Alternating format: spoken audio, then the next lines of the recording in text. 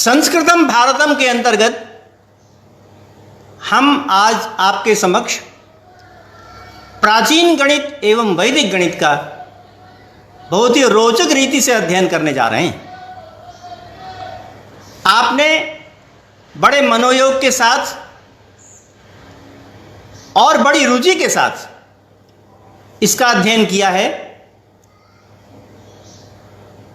इससे हमें बड़ी प्रसन्नता होती है और आपको इसके लिए बहुत धन्यवाद है। आपने कल वैदिक गणित के अनुसार जितने भी संख्याएं हैं उनको किसी भी संख्या से विभाजन की रीति आपने देखी थी। तो वैदिक गणित की यह विशेषता है कि ये एक फार्मूला बताता है और उसके अनुसार सभी संख्याओं की विजिबिलिटी अथवा विभाजनीयता हम ज्ञात कर सकते हैं। उसकी रीति हमने आपको बताई थी। हमने आपको 7 संख्या से विभाजन करने की रीति बताई थी। अब इसके बाद हम आगे इसी चीज़ को और आगे बढ़ाएंगे। मेरा ख्याल है आपके पास कापी कलम होगा और कृपया ये बताएं कि हमने कुछ स्क्रीन में लिखा हुआ है, आपको दिखाई पड़ रहा है कि नहीं? ज़रा लिख के बताइए। हमने स्क्रीन में कुछ लिखा हुआ था अपना, वो आपको दिख रहा है कि नहीं दिख रहा है? पारेश विद्यालंकार जी, आप उसमें बताइए कि जो स्क्रीन में लिखा हुआ है आपको दिख रहा है कि नहीं? स्क्रीन में हमने कुछ लिखा है, वो आपको दिखता है कि नहीं? अभी जवाब नहीं आया। खैर कोई बात नहीं। तो आज हम 11 जो संख्या है उससे विभाजन की रीति बताते हैं। 11 जो संख्या है उसको मॉडर्न मैथमेटिक्स के लोग किस प्रकार करते हैं और प्राचीन गणित और वैदिक गणित में कैसे होता है। तो 11 जो संख्या है उसके पहले मॉडर्न मैथमेटिक्स में बताते हैं। उसका तरीका यह है कि कोई भी संख्या लें, उसमें पहला, तीसरा, पांचवा, सातवां, मतलब एक एक संख्या को छोड़ के उनको आपस में जोड़ लें और उसके बाद दूसरा, चौथा, छठा, आठवां इसको जोड़ लीजिए। अच्छा, दिख रहा है। अमृत प्रकाश दुबे जी कह रहे हैं कि दिख रहा है। बहुत अच्छा, मुझे खुशी हुई क्योंकि वो मैं प्रस्तुत करना चाह रहा था उसको, तो उससे सहायता मिलेगी। तो इस प्रकार से जोड़ लें 1, 3, 5, 7, मतलब पहला डिजिट और दूसरा डिजिट को छोड़ के तीसरा डिजिट, फिर चौथे डिजिट को छोड़ के पांचवां डिजिट, छठे डिजिट को छोड़ के सातवां डिजिट, 1, 3, 5, 7 डिजिट को जोड़ लें और फिर उसके पश्चात 2, 4, 6, 8 को जोड़ लें। उनका जो जोड़ है तो पहले वाले जोड़ से दूसरे वाले जोड़ को घटा दें। तो घटाने पर अगर वो संख्या 11 से कटती है तो वो पूरी संख्या 11 से कट जाएगी। उदाहरण के लिए देखते हैं। उदाहरण के लिए लिखिए आप 1, 0, 8, 9। आप लिखेंगे कृपा करके? आप अपनी स्क्रीन में लिखिए 1, 0, 8, 9। आप लिखेंगे? लिख के बताइए। माननीय लोकेश चंद्र जी लिख दीजिए 1, 0, 8, 9 लिखिए। हाँ, साधना झा जी आप लिखिए 1, 0, 8, 9। हाँ, लिख दिया आपने। पारेश विद्यालंकार ने लिख दिया 1, 0, 8, 9। तो इसमें 1 और 8 को जोड़ दीजिए और 0 और 9 को जोड़ दीजिए। 1 और 8 में हमने कहा था ना कि पहला और तीसरा, हाँ मतलब एक डिजिट को छोड़ के। तो एक नंबर क्या है, 1000वां है और उसके बाद एक डिजिट को छोड़ दिया और उसके बाद 8 ले लिया। एक एक डिजिट को छोड़ के जोड़ दीजिए। 1 और 8 को जोड़िए तो क्या बना, 9 बन गया। और उसके पश्चात दूसरा और चौथा को जोड़िए, तो दूसरा कौन है? 0। 0 और 9 को जोड़िए, तो 1 और 8 कितना हो गया? 9। 0 और 9 कितना हो गया? 9। दोनों 9 हो गए। अब 9 को 9 से अगर माइनस करेंगे तो 0 आएगा। तो नियम यह है कि अगर कोई 11 से कटने वाली संख्या आवे अथवा 0 आवे तो वो 11 से कट जाती है। हाँ, पारिशुद्ध अलंकार ने ठीक लिखा। पारिशुद्ध अलंकार ने लिखा कि 1 + 8 = 9 और 0 + 9 = 9। अब 9 में से 9 को घटाएंगे तो 0, 9 में से 9 को घटाएंगे तो 0, इसलिए यह संख्या 11 से कट जाएगी। 1089 जो संख्या है वो 11 से कट जाएगी, क्योंकि इसमें 0 परिणाम आता है। तो नियम यह है कि अगर 11 अथवा 11 का गुणज आवे अथवा 0 आवे तो वो संख्या 11 से कट जाती है। तो इस नियम के अनुसार यह संख्या 11 से कट जाएगी। एक तो तरीका यह है जो कि हमने आपको बताया, अथवा दूसरा तरीका यह है कि आप लिखें 1 - 0। दूसरा तरीका बता रहा हूं, एक ही बात को दूसरे तरह से कह रहा हूं। दूसरा तरीका है 1 - 0, मतलब पहला और दूसरा, हजार वाला डिजिट और सैकड़ा वाला डिजिट यहां पर छोड़ना नहीं है। 1 - 0 प्लस 8 - 9 लिखें। 1 - 0 1 - 0 प्लस 8 - 9, इस तरह लिख दीजिए जैसे मैं बोल रहा हूं 1 - 0। ये दूसरा तरीका है, एक ही बात को दूसरे तरीके से मैंने बोला है। आपने जो पहले लिखा वो ठीक है, मगर एक दूसरा तरीका है 1 - 0 प्लस 8 - 9 लिखिए। आप में से कोई लिखिए 1 - 0। हाँ लिखिए, भव्य सूर्यवंशी जी लिखिए 1 - 0 प्लस 8 - 9। हाँ आपने लिख दिया पारिशुद्ध अलंकार जी ने, बहुत अच्छा। तो क्या बचा? 0 बच गया। इसका क्या बचेगा? 0 बच जाएगा। 1 - 0, हाँ 0। अमृत प्रकाश दुबे जी ने लिखा 0 बच गया। तो यहां इस तरह से भी 0 बच गया। पहले तरीके से भी 0 बचा और ये दूसरा जो तरीका है उसके अनुसार भी 0 बचा। तो दोनों ही उपायों से 0 परिणाम आता है। तो नियम यह है कि अगर 0 परिणाम आए अथवा 11 अथवा 11 का गुणज आवे तो उस दशा में वो संख्या 11 से कट जाती है। तो इस प्रकार ये संख्या 11 से कट जाएगी। इसका ये मॉडर्न मैथमेटिक्स में बताया, ये मॉडर्न मैथमेटिक्स में बताया गया है। अब इसको हम जो कल हमने तरीका बताया था उसके अनुसार कहते हैं, जो वैदिक गणित में तरीका बताया गया है उसके अनुसार कहते हैं। देखिए ये तरीका अभी जो हमने बताया वो मॉडर्न मैथमेटिक्स में बताया जाता है। जो वैदिक गणित में बताया गया है वो हम अभी वर्णन करते हैं।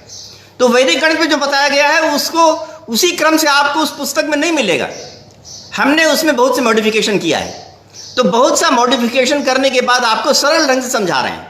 अगर आपके पास वैदिक गणित की पुस्तक हो तो मैं जिस तरह से आपको समझा रहा हूं उस तरीके से उसमें लिखा नहीं है। तो मैं उसमें काफ़ी मॉडिफिकेशन करके, ये मेरा क्रेडिट है, तो ये मैं मॉडिफिकेशन करके और आपको इस प्रकार समझा रहा हूं। तो कल जो मैंने बताया था उसका आपने अभ्यास कर लिया होगा। अगर कल वाले का आपने अभ्यास कर लिया हो तो आगे जितना है वो सब बड़ी आसानी से लगता चला जाएगा। कोई दिक्कत नहीं होगी, आपको कोई दिक्कत नहीं होगी।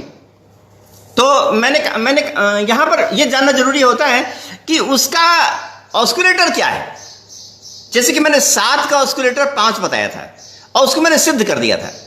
इसी प्रकार से किसी भी संख्या से कटती है कि नहीं उसका आश्लेषक मतलब ऑस्कुलेटर क्या होता है उसको जान लेना पड़ता है, और उसको जानने की विधि हमने कल बता दी थी। तो 11 का ऑस्कुलेटर 10 है, आप याद रखेंगे। 11 का ऑस्कुलेटर 10 है, क्योंकि उसको आप करके देख सकते हैं। जैसे कि हमने कल विधि बताई थी उसके अनुसार आप देख सकते हैं। तो 10 है, ये सिद्ध है, उसकी विधि मैं बता चुका हूं कल। तो आप मान सकते हैं कि 11 का ऑस्कुलेटर 10 है। अगर आपको 11 का ऑस्कुलेटर 10 मालूम पड़ गया, 11 का आश्लेषक 10 होता है ये मालूम पड़ गया, तो आप बड़ी आसानी से इसको सिद्ध कर सकते हैं। कैसे सिद्ध करेंगे?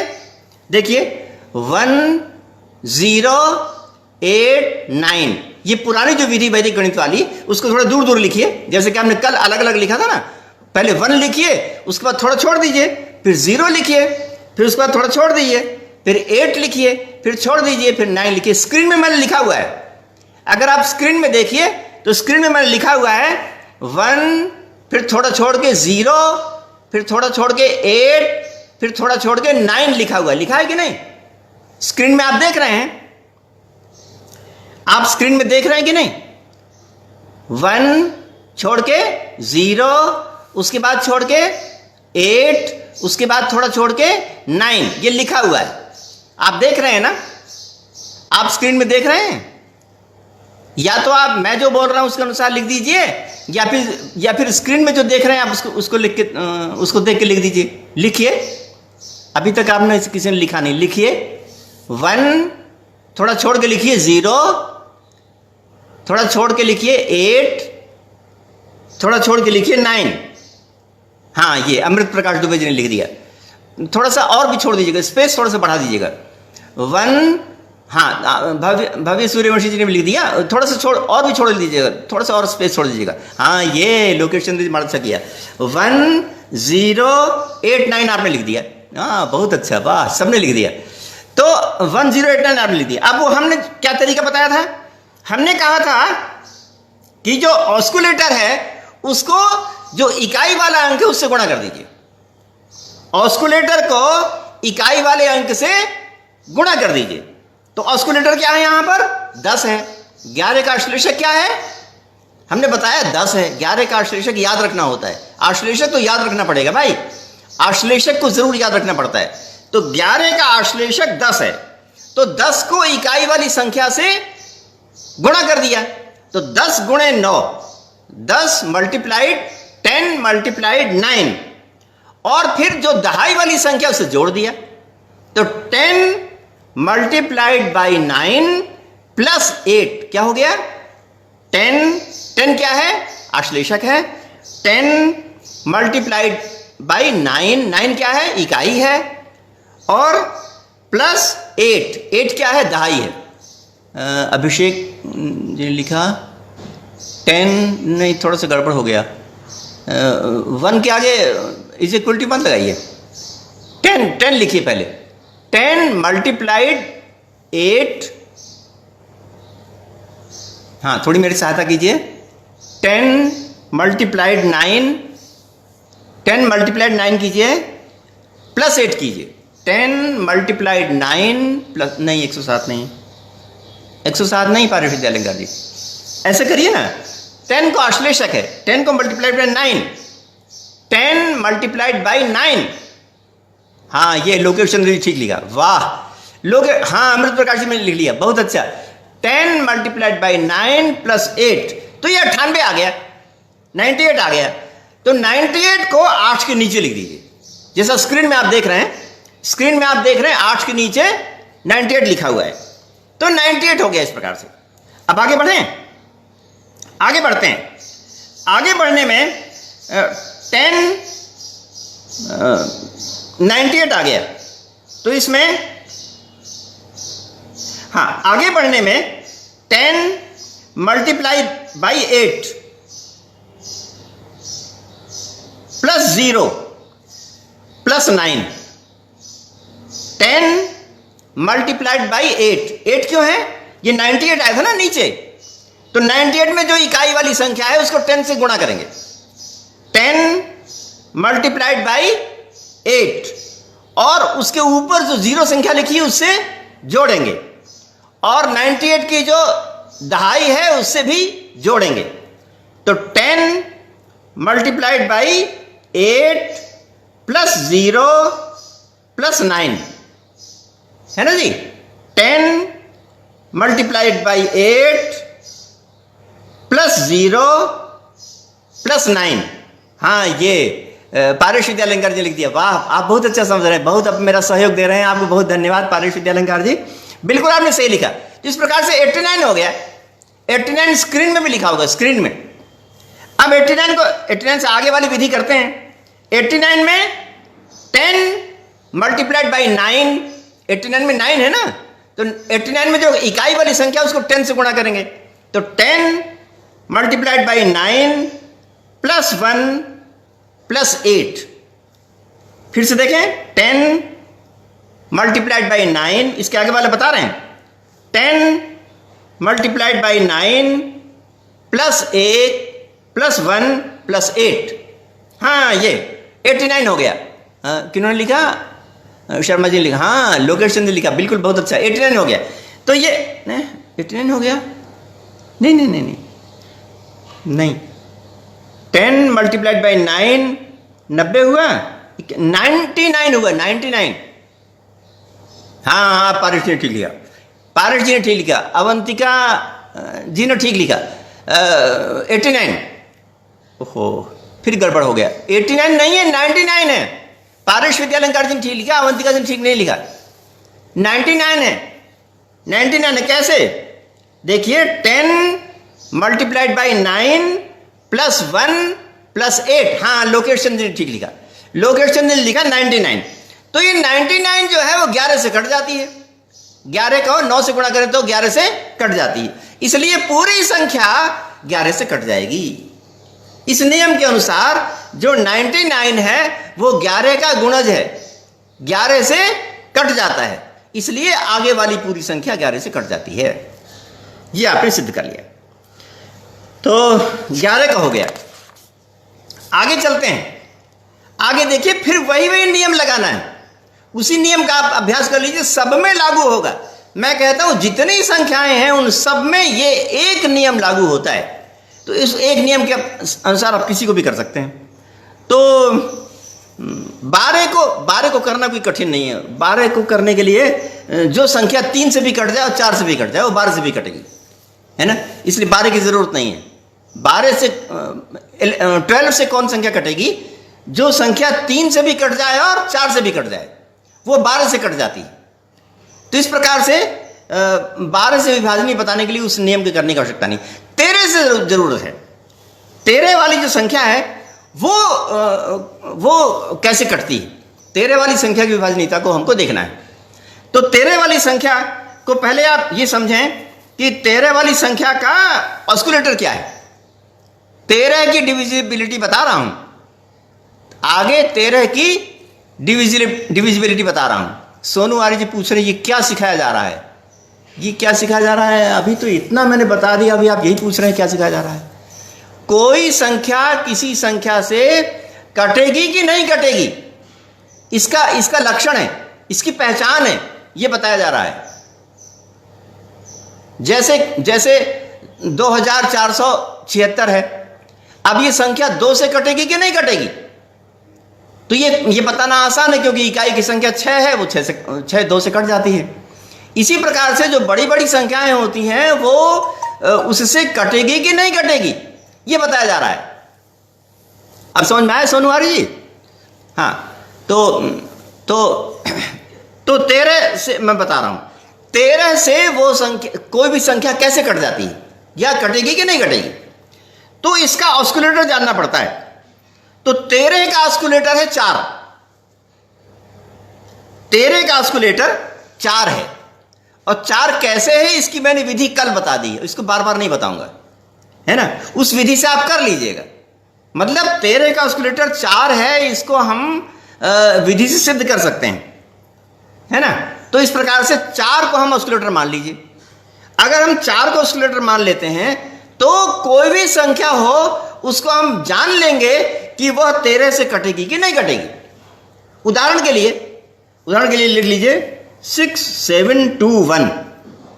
लिखिए 6 7 2 1। आपकी स्क्रीन में भी लिखा होगा, स्क्रीन में लिखा है कि नहीं?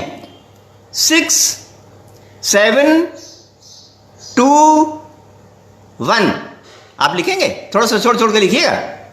6 7 2 1। आप लिखेंगे, स्क्रीन में भी लिखा हुआ है, स्क्रीन में लिखा है 6 7 2 1। आप में से कोई लिख के बताइए तो अच्छा लगे। लिखिए, हाँ थोड़ा सा छोड़ के लिखिए, पारिश विद्यालंकार जी थोड़ा सा स्पेस दे दीजिए, 6 के आगे स्पेस दे दीजिए, 6 के आगे स्पेस दीजिए, 6 का थोड़ा छोड़ के, 6 के आगे थोड़ा छोड़ के, तब 7, फिर छोड़ दीजिए, फिर 2, फिर थोड़ा छोड़ के, फिर 1। हाँ इस तरह अलग अलग करके लिख दीजिए। ठीक है, तो आपने अलग अलग करके लिख दिया। अब वही पुराना नियम लगाते हैं। हाँ भव्य सूर्यवंशी जी ने लिख दिया, बहुत अच्छा लिखा। हाँ ये लोकेशन जी भी लिख दिया, बहुत बढ़िया बहुत अच्छा, आप सब लोग समझ रहे हैं, बहुत अच्छा लग रहा है मुझे। तो इसमें भी हम आपको समझा पा रहे हैं, ये मुझे बड़ी खुशी हो रही है। तो नियम पहले वाला लगा दीजिए, पहले वाला नियम, पहले वाला कौन सा? देखिए इसमें याद रखिएगा 13 का स्क्वायर 4 है। अगर आप 4 आश्लेषक को मालूम कर जाएं, इसको याद कर लीजिए कि 13 का आश्लेषक 4 होता है, इतना तो जानना पड़ेगा। अगर ये 4 को नहीं जानेंगे तो नहीं कुछ बन पाएगा। 13 का आश्लेषक 4 होता है। अब हम 4 को इकाई वाली जो संख्या उससे गुणा करते हैं और 2 को जोड़ देते हैं। 4 गुणे 1 प्लस 2, 4 गुणे 1 4 मल्टीप्लाइड 1 प्लस 2 कितना हो गया? 6 हो गया। 6 हो गया ना? 4 एकम 4 प्लस 2, 4 को ये क्या लिखा विनीत जोशी जी ने? 6721, हाँ 6721 तो ठीक है। अब आगे मैं वाली विधि में बता रहा हूं, 6721 आपने ठीक लिख लिया। अब आगे वाली विधि में बता रहा हूं कि यहां पर जो आश्लेषक माने जो 4 आश्लेषक है, उस 4 को 1 से गुणा किया। हाँ ये पारिश विद्यालंकार जी ठीक लिया। पारिश विद्यालंकार जी बहुत अच्छा समझ रहे हैं, मेरा धन्यवाद स्वीकार कीजिए, मेरा धन्यवाद स्वीकार कीजिए आप। हाँ अमृत प्रकाश दुबे जी ने भी ठीक लिख दिया। 4 मल्टीप्लाइड 1 प्लस 2 बराबर 6 हो गया। तो इस 6 को आप 2 के नीचे लिख दीजिए, इस 6 को 2 के नीचे लिख दीजिए। उसके बाद आगे बढ़ते हैं। उसके बाद 6 आया ये, तो 4 को 6 से गुणा करेंगे, 4 को 6 से गुणा करेंगे और 7 को जोड़ देंगे, है ना? तो 4 को 6 से गुणा करेंगे तो 24, और उसके बाद उसमें 7 जोड़ दिया, 24 प्लस 7 तो कितना बन गया? 31 बन गया। 4 को नहीं, आगे वाला बताइए। अब 6 तो हो गया, 6 तो आपने कर लिया विनीत जोशी जी, 6 तो आपने कर लिया। अब आगे वाला मैं कह रहा हूं, आगे वाले में 4 को 6 से गुणा कीजिए। हाँ पारिश विद्यालंकार जी ठीक बताया, 4 को 6 से गुणा कर जोड़ दिया तो बन गया 31। बहुत अच्छा, 31 बन गया। अब आगे बढ़ते हैं, 31 बन गया। अब आगे बढ़ते हैं, तो 4 को 1 से गुणा कर दिया। 31 में 1 इकाई है ना, तो 4 को 1 से गुणा कर दिया है। और उसके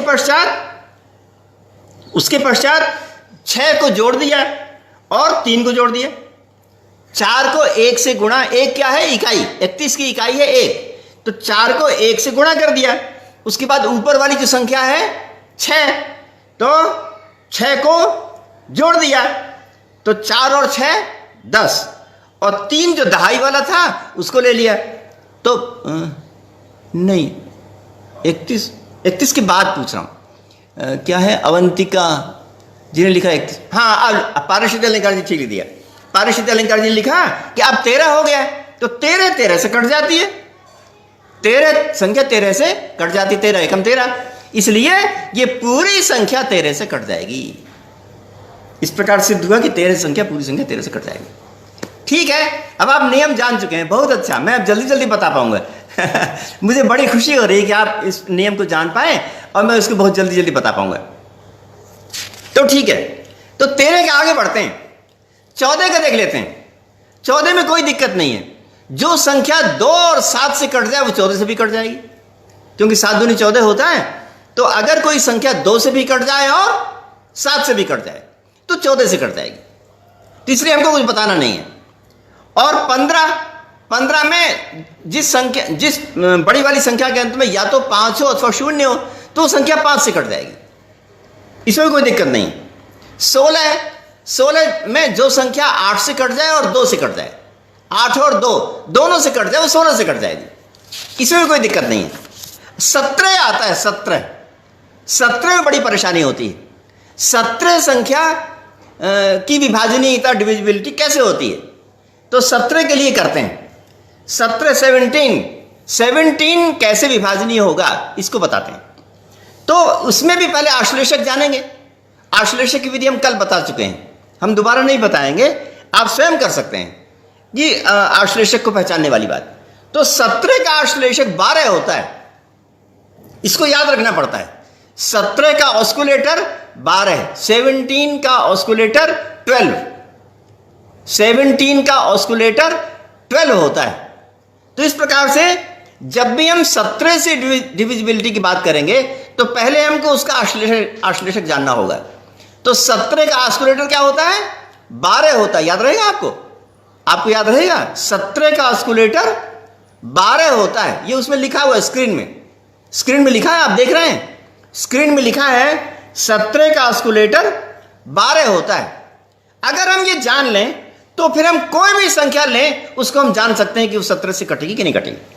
उदाहरण के लिए ले लीजिए 9 1 2 9, आप लिखिए 9, थोड़ा छोड़ के 1, फिर थोड़ा छोड़ के 2, फिर थोड़ा छोड़ के 9, 9 1 2 9, 9 1 2 9।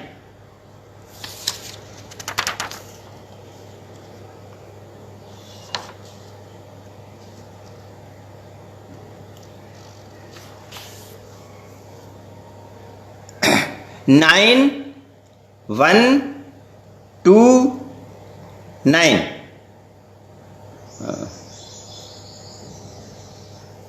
तो इसका आश्लेषक 12 है। तो 12 से होने के कारण से यहां पर 12, हाँ आपने ठीक लिख दिया, 9 1 2 9। तो इसके पश्चात क्या करेंगे, 12 को 9 से गुणा करेंगे और उसके बाद 2 से जोड़ देंगे। 12 को 9 से गुणा, 9 ऊपर इकाई है ना, इकाई से गुणा और दहाई से जोड़, तो 12 9 108 और 2 और जोड़ दिया तो बना 110। 12 को 9 से गुणा करेंगे और 2 जोड़ देंगे तो 12 9 108 प्लस 2, तो कितना हुआ, 110 हो गया। तो 110 को आप 2 के नीचे लिख दीजिए, 110 को 2 के नीचे लिख दीजिए। हाँ, ये पारिशुद्ध अलंकार ने लिख दिया, 12 9 108 प्लस 2 बराबर 110 हो गया। तो ठीक है, अब आगे चलते हैं। तो 12 को 0 से गुणा करेंगे, प्लस 1 प्लस 11। 12 को जो इकाई वाला 0 है, 110 का इकाई 0 है, हाँ अमृत प्रकाश जी ने भी लिख दिया 110। अब 110 से आगे बढ़ते हैं हम लोग। आगे बढ़ेंगे तो क्या होगा, 12 को 0 से गुणा करेंगे, इकाई से गुणा करेंगे ना, 12 को 0 से गुणा करेंगे और उसके बाद 1 जोड़ देंगे ऊपर वाला, ऊपर जो 1 है हजार वाला, सैकड़ा वाला, उस 1 को जोड़ देंगे। फिर 110 में 11 है, 11 को जोड़ देंगे। तो 12 को 0 से गुणा किया तो 0 हो गया, 12 गुणे 0 बराबर 0। अब उसमें 1 जोड़ दिया और 11 जोड़ दिया तो मतलब 12 हो गया। तो इस प्रकार से 12 हो गया। हाँ, आप करके देखिए, 12 को 0 से गुणा कीजिए। हाँ, ये वर्मा शैली लिख रहे हैं, 12 को 0 से गुणा किया और उसके पश्चात प्लस 1 प्लस 11, नहीं वर्मा शैली ने ठीक नहीं, 12 नहीं 12 को, हाँ पारिशुद्ध अलंकार, पारिशुद्ध अलंकार जी बहुत अच्छा लिख रहे हैं, भव्य सूर्यवंशी जी ने लिख दिया, बढ़िया बहुत अच्छा। अमृत प्रकाश दुबे जी ने भी लिख दिया 12 को 0 से गुणा किया, प्लस 1 प्लस 11 तो 12 हो गया। इस प्रकार से 12 हो गया। तो 12 को 1 के नीचे लिख दीजिए, 12 को 1 के नीचे लिख दीजिए। उसके बाद आगे बढ़ते हैं। आगे बढ़ेंगे तो इसमें 12 को 2 से गुणा कर देंगे। 12 तो अपना आश्लेषक है और जो नीचे आया 12 उसका इकाई ले लेंगे। तो 12 को 2 से गुणा किया, 12 को 2 से गुणा किया और +9 + 1। 12 को 2 से गुणा किया, 2 क्या है? इकाई है। 12 को 2 से गुणा किया +9 + 1। 12 को 2 से गुणा किया तो कितना हो गया? 24 +9। 24 को 9 से जोड़ा तो कितना हो गया? 33 + 1 34। हाँ, ये पारेश विद्यालंकार जी ठीक दिया, 34। तो ये जो 34 नाम की संख्या है वो 17 से कट जाती है। 17 दूनी 34, इसलिए पूरी संख्या 17 से कट जाएगी। ये जो 34 संख्या है वो 17 का गुणज है। हाँ, ये पारेश बहुत अच्छा, पारेश विद्यालंकार जी लिख दिया। 34 जो संख्या वो 17 का गुणज है, 2 आता है ना। 34 को 17 से भाग करेंगे तो 2 आता है। तो इस प्रकार से ये कट जाती है। इसलिए पूरी संख्या 9129 की पूरी संख्या 17 से कट जाएगी। कैलकुलेटर से देख लीजिए, कैलकुलेटर से आप देख सकते हैं कि 9129 संख्या 17 से कटती है कि नहीं कटती? 17 से कट जाएगी, है ना। तो ये रीति है। आगे बढ़ते हैं। आगे 18 है। तो 18 नाम की जो संख्या है वो 9 से कट, वो जो संख्या 9 से भी कट जाए और 2 से भी कट जाए वो 18 से कट जाएगी। इसमें कोई दिक्कत नहीं है। जो संख्या 9 से भी कट जाए और 2 से भी कट जाए वो 18 से कट जाएगी। तो इसलिए 18 में को जानने समझने में कोई बड़ी दिक्कत नहीं है। 19 को लेते हैं, 19 संख्या को लेते हैं। और 19 संख्या की एक बड़ी खास बात है, और खास बात यह है कि उनके जो आश्लेषक होते हैं वो बड़े क्रम से होते चले जाते हैं। जैसे 9, 19, 29, 39 ऐसा है। तो 9 का आश्लेषक 1 होता है, 19 का आश्लेषक 2 होता है, 29 का आश्लेषक 3 होता है, 39 का आश्लेषक 4 होता है। आगे बढ़ते जाएंगे इस तरह से। है कितना बढ़िया है। यानी जो इसकी आश्लेषक की जो पहचान है बहुत बढ़िया है, बहुत चुटकियों में पता चल जाती है। मैं फिर से बताऊं, 9 का ऑस्कुलेटर 1 है, 19 का ऑस्कुलेटर 2 है, 29 का ऑस्कुलेटर 3 है, 39 का ऑस्कुलेटर 4 है। अगर आपको इसको में सिद्ध करने में दिक्कत हो रही है, जो मैंने कल बताया था, तो उससे आप कर सकते हैं ऐसा। मैंने कैसे सिद्ध किया था इसको? मैंने कहा था कि इसका पहाड़ा लिख लीजिए आप पहले। 19 का पहाड़ा लिखें, 19, 38, 57, 76, ये पहाड़ा है इसका। तो पहाड़े में मैंने क्या बताया था कि 9 माने जो इकाई है, इकाई को 2 से गुणा करें और दहाई वाला जोड़ दें। 9 × 2, 9 दूनी 18 + 1 माने 19 हो गया। तो ये 19 से कट जाता है। इसलिए ये 19 का जो ऑस्कुलेटर है वो 2 होता है। तो 19 का ऑस्कुलेटर 2, 29 का ऑस्कुलेटर, 29 का ऑस्कुलेटर। हम एक 19 का ऑस्कुलेटर को हम सिद्ध करके देख लेते हैं। तो सिद्ध करने में एक उदाहरण ले लेते हैं। 2, 3, 3, 7। 2, 3, 3, 7। हाँ, 2, 3, 3, 7 लिख लिया आपने? हाँ, ये 19 तो आपने ठीक लिखा।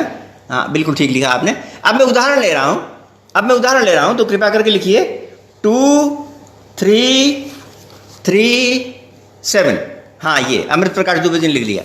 2, 3, 3, 7 लिख लिया आपने। हाँ, आपने लिख लिया, और भी लिख लेंगे। 2, 3, 3, 7। भव्य सूर्यवंशी जी थोड़ा बढ़ा के लिखा करिए, थोड़ा स्पेस दे दीजिए। जैसा पारेश विद्यालंकार जी ने लिखा ना, बढ़ा करके स्पेस दे के लिखा है, वैसे बढ़िया है। तो 2, 3, 3, 7 है। तो यहां पर क्या करेंगे? यहां पर ऑस्कुलेटर है 2, याद रखेंगे। 19 का ऑस्कुलेटर 2 है, इसको तो याद रखना पड़ेगा। अगर 19 का उसको लीटर 2 है ये याद नहीं होगा तो सवाल हल नहीं हो पाएगा। तो 19 का उसको लीटर 2 होता है, तो 2 होने से हम 2 को 7 से गुणा करेंगे। अरे वाह, बहुत अच्छा, पारुष विद्यालंकार जी ने बिना कहे ही बता दिया। बहुत अच्छा, बस हमको बताने की जरूरत नहीं, अब हम आगे बताएंगे भी नहीं, आपको मालूम हो गया है, आपको विधि समझ में आ गई है। देखिए ना पारुष विद्यालंकार ने कितना अच्छा लिख दिया, 2 को 7 से गुणा किया और 3 से जोड़ दिया।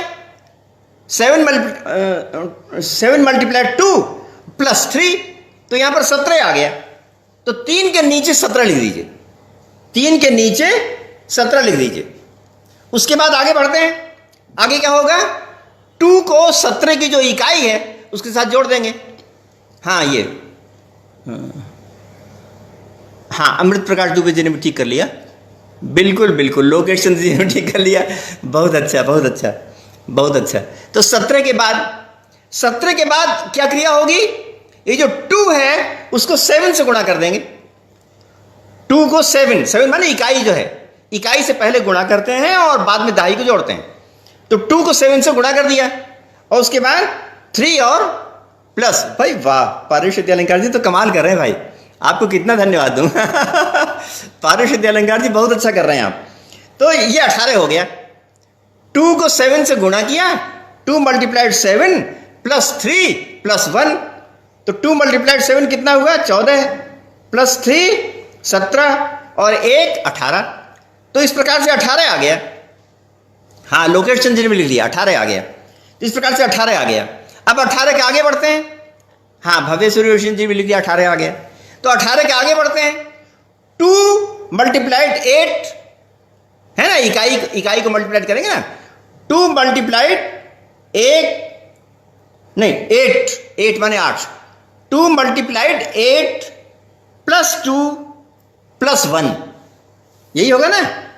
2 मल्टीप्लाई, हाँ ये पारुष विद्यालंकार ने लिख दिया, 2 मल्टीप्लाइड 8 प्लस 2 प्लस 1। वाह वाह, लोकेश चंद्र जी ने लिख दिया, 19 हो गया। तो 19 से 19 से कट गया, इसलिए पूरी संख्या 19 से कट जाएगी।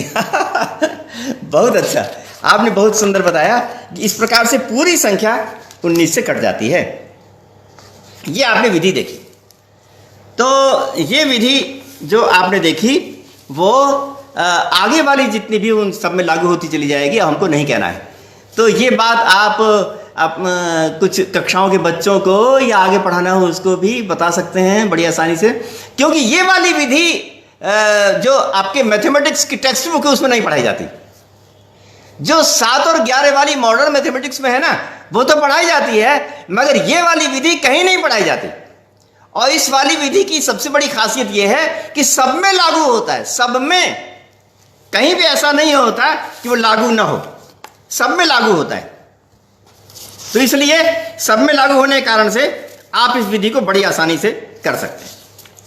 और ये जो 9 वाली विधि है, 9 वाली, तो 9 वाली विधि के लिए इसका जो जितने भी गुणज होते हैं उन सब का जो योग होता है वो 9 ही होता है। ये 9 से कट जाएगी कि नहीं उसकी पहचान होती है, 9 से कटेगी कि नहीं उसकी पहचान होती है। 9 से वो संख्या कट जाएगी अगर उनका जोड़ 9 अथवा उनका गुणज होवे। कोई भी बड़ी से बड़ी संख्या अगर उसका जोड़ 9 अथवा उसका गुणज होवे तो उस दशा में वो संख्या 9 से कट जाती है। तो कहने का मतलब ये कि जोड़ने के पश्चात भी वो संख्या वही रह जाती है, जोड़ने के पश्चात भी वो संख्या वही का मतलब अंत में 9 ही रह जाती। उन संख्याओं को पूरा जोड़ा और उसके पश्चात फिर उनको जोड़ लिया तो अंत में वही संख्या रह जाती। तो वाली संख्या कोई भी ले सकते हैं, 27 ले सकते हैं, तो 7 2 9 होता है। और आगे देख सकते हैं, मान लीजिए हम 127 कहें तो 127 संख्या कटेगी कि नहीं कटेगी 9 से? नहीं कटेगी। क्यों? 127 का जो जोड़ है वो 9 से नहीं कटता, 2 1 3 और 7 3 10, तो 127 वो 9 से नहीं कटेगा। 126 कट जाएगा, क्योंकि 126 का जो जोड़ है वो 9 हो जाता है। 126 का जोड़ 9 होता है। 1 2 6, 2 1 3 और 3 और 6 9। तो 126 का जो जोड़ है वो 9 हो जाता है। तो आगे जो बड़ी बड़ी संख्याएं हैं, ये हो सकता है उसका जोड़ 18 हो, ये हो सकता है उसका जोड़ 27 हो। तो 18 और 27 होने के पश्चात भी 18 का जोड़ तो अंततः 9 ही होगा, 27 का जोड़ तो अंततः 9 ही होगा। इसलिए प्राचीन गणित में कहा गया है कि 9 एक ऐसी संख्या है जिसका योग हर हालत में 9 ही रहता है। तो इसको एक श्लोक में कहा गया है, हमारे पुराने श्लोक में ये कहा गया है। तो उसको आप लिख सकते हैं, महतां प्रकृति सैव सैव स्यात् वर्धितामपि न जहाति निजं भावम वर्णेषु लाकृतिर्यथा। इसका मतलब यह है कि जो बड़े लोग होते हैं उनकी स्थिति यह होती है कि चाहे कितनी भी बड़ी स्थिति आ जाए, वो गर्व में इतराने नहीं लगते, अथवा कितने भी दुख आ जाए वो दुख सागर में नहीं डूबते, अपितु उनकी स्थिति एक ही समान रहती है। जो बड़े होते हैं उनकी स्थिति एक ही समान रहती है। राम के लिए कहा आहूतस्याभिषेकाय वने निर्जिताय च न जहाति निजं भावम। आहूतस्याभिषेकाय, जब अभिषेक के लिए बुलाया गया था तब रामचंद्र जी प्रसन्नता में गर्वीले डूब नहीं गए, और जब वन जाने की बात हुई तब भी वो दुख सागर में हो, ऐसा भी नहीं होता है। तो उसमें कहा कि न जहाति निजम भावम अंकेशु लाकृतिर्यथा। अंकों में जिस प्रकार लाकृति होती है, ये लाकृति आप जानते हैं, लाकृति ये पाणिनि व्याकरण का बहुत बढ़िया शब्द है, और उसकी सिद्धि करते हैं वे लोग। पाणिनि व्याकरण में लाकृति शब्द की सिद्धि करते हैं, और लाकृति जो शब्द है वो लृ प्लस आकृति से बनता है। लृ प्लस आकृति है ना, अ ई उ री लृ आता है ना, अयुण ऋलृक में लृ अंत में आता है ना, तो लृ के आगे आकृति लगा दिया जाए तो क्या बनेगा, लाकृति बन जाएगा। क्यों, इको गणित सूत्र से लृ के री की जगह पर ल हो जाता है, तो लृ को ल होके लाकृति रूप बन जाता है। तो पाणिनि व्याकरण के विद्वान ये तो बताते हैं कि लृ आकृति बराबर लाकृति हो जाता है, मगर ये बहुत कम जानते हैं कि लाकृति माने क्या होता है। लाकृति माने होता है 9 की संख्या। आपको याद रहेगा, लाकृति माने होता है 9 की संख्या, क्योंकि पुराने जमाने में जो 9 की संख्या लिखी जाती थी वो लृ जिस प्रकार लिखते ना, ऐसे और ऐसे करके, तो उसी प्रकार से आगे बढ़ा के 9 बनाया जाता था। पुराने जमाने में 9 उसी तरह बनाया जाता था। तो जो 9 वाली संख्या है वो लृ जैसी बनती थी, इसलिए 9 की संख्या को पुराने लोगों ने कहना शुरू किया कि ये लृ की आकृति है, माने 9 की संख्या है। तो इस श्लोक में कहा है कि न जहाति निजम भावम, बड़े लोग जो हैं अपने दुख में दुख सागर में नहीं डूबते, और बहुत प्रसन्नता को प्राप्त नहीं करते। जैसे अंकेशु लाकृति यथा, जैसे अंकों में लाकृति होती है, लाकृति माने 9 की संख्या, जैसे अंकों में 9 की संख्या होती है, तो 9 की संख्या ऐसे ही होती है कि कितना भी आगे बढ़ा दीजिए उसका योग 9 ही रहेगा। कितना भी आगे बढ़ाइए 9 की संख्या को कितना भी आगे बढ़ाइए, कितनी भी बड़ी से बड़ी संख्या हो, 7 8 9 10 11 12 डिजिट की संख्या हो, उन सबको अगर जोड़ दीजिए और जोड़ने के बाद फिर से जोड़ दीजिए तो दोबारा फिर 9 ही आता है। तो उसमें कहा अंकेशु लाकृति यथा, जिस प्रकार से अंकों में लाकृति होती है उसी प्रकार से जो बड़े मनुष्य होते हैं उनकी स्थिति होती है। तो ये बात मैंने व्याकरण के अनुसार और साहित्य के अनुसार और गणित के अनुसार आपको एक रोचक बात बताई 9 के संदर्भ में। अब इसके पश्चात आगे हम गणित की और बातें आपको बता सकेंगे। तो अन्य जिस दिन भी इसका टर्न होगा उस दिन हम उसको अन्य दिन आपको बात को रखेंगे। आपने हमारी बात को समझने और बताने में हमारा बहुत सहयोग दिया, इसलिए आपको बहुत धन्यवाद।